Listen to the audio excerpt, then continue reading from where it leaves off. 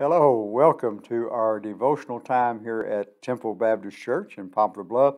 We're going to be in the book of John, chapter 4, and I encourage you to look at verses 7 through 14. Of course, this is the Samaritan woman who came to draw water, and Jesus says there in verse 7, "Will you give me drink?"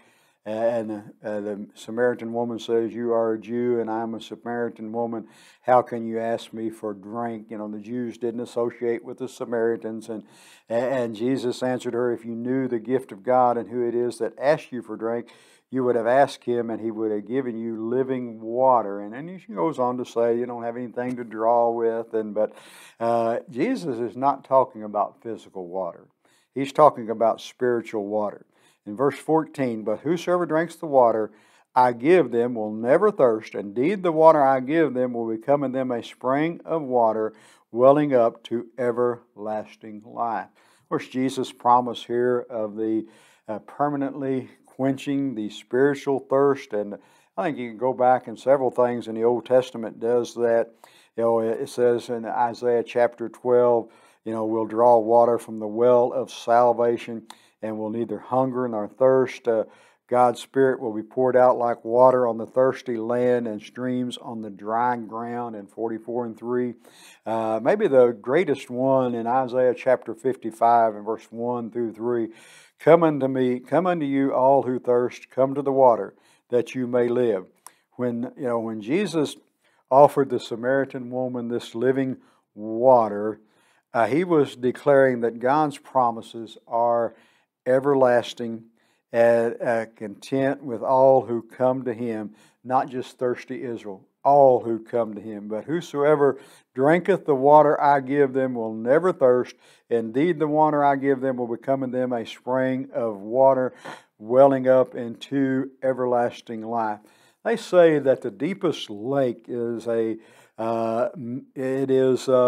1 mile deep and nearly 400 miles deep and 49 miles across, and it contains 1/5 of the surface of the water of the world. But it's inaccessible because of where it's located at. It's located in Samaria, one of the most remote areas of Russia. With water so much desperately needed today for much of our planet, it's just surprising that a vast supply of water is tucked away in a place where not many people can have access to it.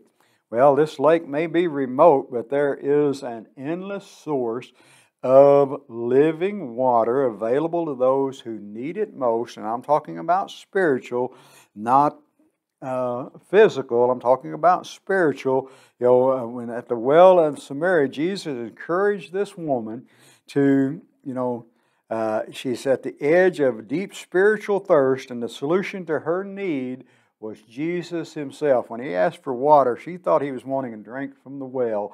When he offered her water to drink, she thought he was going to give her water from the well, and so you don't have anything to dip it with. But he is talking about spiritual water. He's talking about everlasting life. Everyone who drinks this water, and we drink water, like I say, we drink water, we get thirsty again. But whosoever drinks this water will never thirst. Indeed, it's a spring of water welling up into eternal life. Many things may promise us some satisfaction, but we're never really fully quenched of our spiritual thirst. Jesus alone can satisfy that spiritual thirst, and he provides his provision is available to everyone, anywhere, not in some remote area where it can't be accessed, but is right here in the present tense, that you can call upon Jesus Christ for spiritual thirst, and he will give you everlasting life. Do you know him today? If not, please call out to him before it's everlasting too late. The rich man just asked for a drop of water to quench his thirst in hell, but he didn't get it, did he? We get that spiritual water while we still breathe. Come to our services here at Temple at any time. Sunday morning we have an 8 o'clock worship service, 9 o'clock for Sunday school, 10 o'clock worship, and then we meet again Sunday night at 6, and Wednesday night at 7. Come and be a part of those services. May God bless you.